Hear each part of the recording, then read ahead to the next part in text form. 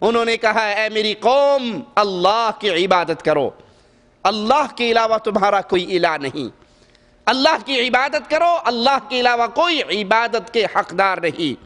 هو انشاکم من الارض واستعمرکم فیہا، وہ اللہ ہے جس نے تمہیں زمین سے پیدا کیا پھر اس میں آباد کیا۔ فاستغفروہ ثم توبوا الیہ، اس اللہ سے معافی مانگو، اس کی طرف توبہ کرو، اس کی طرف جھکو، اس کی طرف رجوع کرو، اپنے گناہوں کا اقرار کرو۔ یہ عمل کرو گے اللہ کی طرف سے تمہیں رحمتوں کا ماجرا تمہارے ساتھ ہوگا۔ شعیب علیہ السلام نے یہی پیغام اپنی قوم کو دیا، وَاسْتَغْفِرُوا رَبَّكُمْ ثُمَّ تُوبُوا إِلَيْهِ إِنَّ رَبِّي رَحِيمٌ وَدُودٌ۔ اے میری قوم، اپنے رب سے معافی مانگو، اپنے رب کے آگے سوال کرو، اپنے رب کے آگے جھکو، اپنے گناہوں کا اقرار کرو، اپنی خطاؤں پر اللہ سے معافی مانگو، ثم توبوا الیہ، اسی کی طرف توبہ کرو۔ ان ربی رحیم ودود، تمہارا اللہ، تمہارا رب، میرا رب رحم کرنے والا ہے، محبت کرنے والا ہے۔ رسول اللہ صلی اللہ علیہ وسلم کے فرمان کو سنیے۔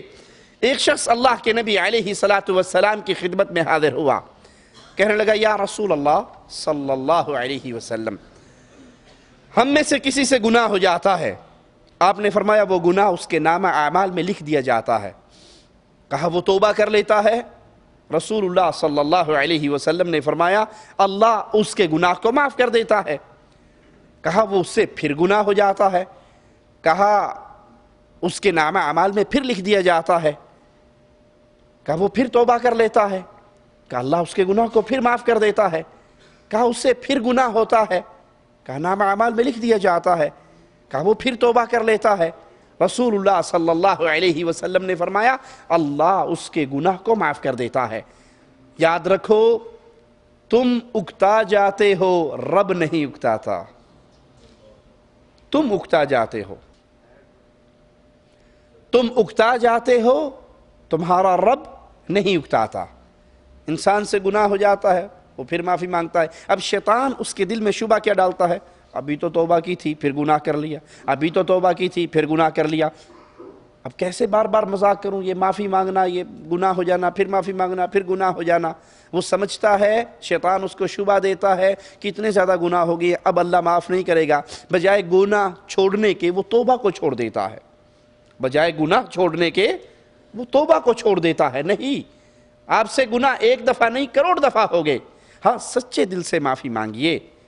یہ نہ ہو کہ دل کے اندر اس گناہ کی لذت باقی ہو، کرنے کا ارادہ باقی ہو، اس پہ شرم اور ندامت، شرمندگی نہ ہو، اور صرف اوپر سے اللہ معاف کر دے، اللہ توبہ، اللہ توبہ۔ نہیں، جھوٹ نہ ہو، ڈرامہ نہ ہو، بلکہ حقیقی دل سے آپ اللہ سے معافی مانگے۔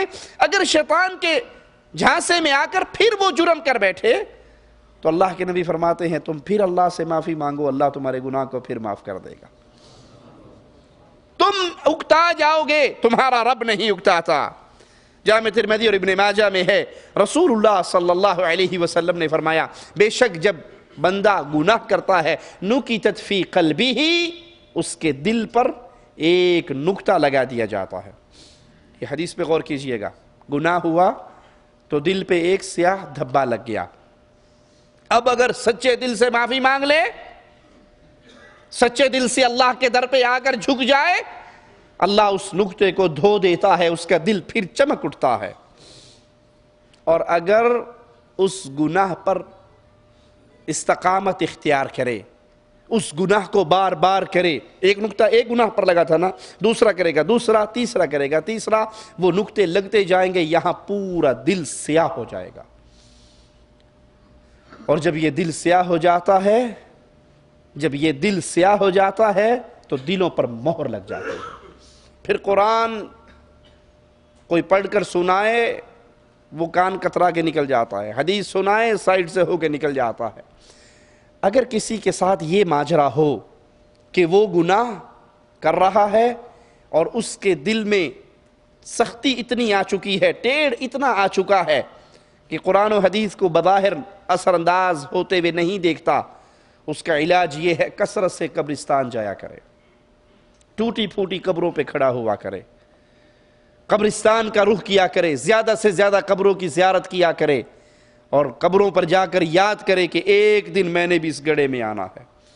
گناہوں سے دلوں پہ جو زنگ چڑھ جاتا ہے، ان قبروں کو دیکھ کر وہ زنگ اتر جاتا ہے۔ کثرت سے اپنی موت کو یاد کرے کہ موت کی یاد سے گناہوں کا زنگ جو دلوں کو سیاہ کر دیتا ہے وہ ختم ہو جاتا ہے۔ اور کبھی نا امید نہ ہو اللہ کے در سے، کبھی اللہ کے در کے بھروسے سے اپنے منہ کو نہ موڑے، بلکہ اپنے رب پر بھروسہ رکھے، کثرت سے استغفار کرتا رہے، اللہ سے سوال کرتا رہے۔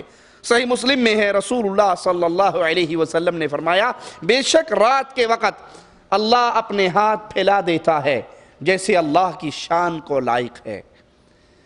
رات کے وقت اللہ اپنے ہاتھ پھیلاتا ہے جیسے اللہ کی شان کو لائق ہے، اور آوازہ گونجتا ہے، دن کی روشنی میں گناہ کرنے والے رات کے اندھیرے میں معافی مانگ لے، تیرے گناہوں کو معاف کر دوں گا۔ دن کا اجالا چڑھتا ہے، مالک پھر اپنے ہاتھ پھیلاتا ہے جیسے اللہ کی شان کو لائق ہے، آواز گونجتی ہے، رات کے اندھیرے میں چھپ کر گناہ کرنے والے دن کے اجالے میں بھی اگر اللہ کے در پر آ کر ایک دفعہ سچے دل سے اپنے گناہوں سے معافی کا آواز لگائے گا، اللہ تیرے رات کے ساری سیاہیوں کو مٹا دے گا۔ یہ ماجرا ایک رات کا نہیں ہے، یہ اللہ کی رحمت اتنی وسیع ہے، ہر رات ہر دن یہ ماجرا ہوتا ہے، یہ سلسلہ جاری رہتا ہے۔ ہر رات کو اللہ اپنے ہاتھ کو پھیلاتا ہے، ہر دن کو ہاتھ کو پھیلاتا ہے۔ یہ سلسلہ اس وقت تک جاری رہے گا جب تک سورج مغرب سے طلوع نہ ہو جائے۔ اب بھی کوئی انسان فرار کا راستہ اختیار کر سکتا ہے، گناہ ہو گیا، انسان ہے، لیکن اس گناہ کو عادت نہ بنائیے، فوراً اللہ کے در پہ آئیے، جھک جائیے، سوال کیجئے، معافی مانگیے۔ اللہ اتنا رحمان و رحیم ہے کہ تمہارے اس گناہ کو معاف کر دے گا۔ جامع ترمذی اور ابن ماجہ میں ہے، رسول اللہ صلی اللہ علیہ وسلم نے فرمایا، اب یہ حدیث سنیے اور دیکھیے پھر گناہوں سے معافی کے لیے اللہ نے کتنے عظیم خزانے ہمیں عطا کیے ہیں۔ ان اللہ یقبل توبۃ العبد ما لم یغرغر، جب تک روح یہاں آ کر نہ پھنس جائے، حلق میں روح نہ اٹک جائے، اس وقت سے پہلے انسان جب بھی اللہ کے در کو بجائے گا، اپنے گناہ پہ معافی مانگے گا، وہ اللہ کو معاف کرنے والا پائے گا۔ اللہ بندے کی توبہ قبول کرتا رہتا ہے، ہاں ایک وقت ہے جب توبہ قبول نہیں ہوگی، اور وہ وقت کیا ہے؟ جب اس کی روح اس کے حلق میں آ کے اٹک جاتی ہے۔ اس کا یہ معنی نہیں، مولوی صاحب نے کہا جی جب تک روح حلق میں نہیں اٹکتی تب تک معافی کی گنجائش ہے، چلو کوئی نہیں، ابھی نمازیں چھوڑتے رہو، ابھی فلمیں دیکھتے رہو، گانے سنتے رہو، بدمعاشی کرتے رہو، مرنے سے پہلے توبہ کر لوں گا۔ کیا آپ کو یقین ہے کہ مجھے موت کب آئے گی؟ کیا آپ کو احساس ہے کہ میری کتنی زندگی باقی ہے؟ ہمیں اس مجلس سے اٹھنا بھی نصیب ہوگا یا نہیں؟ ہمیں گھر جانا نصیب ہوگا یا نہیں؟ یہ تو ہمیں یقین نہیں۔ موت کے آثار کو دیکھے جب روح اس کے جسم سے نکلنا شروع ہو جائے اور اس وقت وہ کہے میں اب توبہ کرتا ہوں، یہ توبہ مردود ہے۔ ہاں گناہ ہو جائے اور اس کو احساس ہو اور وہ فوراً جھک جائے، یہ ماجرا اس کے ساتھ جتنی بار بھی پیش آئے وہ ہر بار سچے دل سے اللہ کے در پہ آ کر جھک جائے، معافی مانگ لے، اللہ ہر دفعہ کے گناہ کو معاف کر دے گا۔ مسند احمد میں ہے، عبداللہ ابن عباس رضی اللہ عنہما سے روایت ہے، ایک شخص مسلمان مرتد ہو گیا، شرک میں مبتلا ہوا، پھر اسے ندامت ہوئی، اس نے اپنی قوم کے لوگوں کے پاس پیغام بھیجا کہ جاؤ رسول اللہ صلی اللہ علیہ وسلم سے میرے لیے پوچھ کر آؤ کیا میرے لیے معافی ہے۔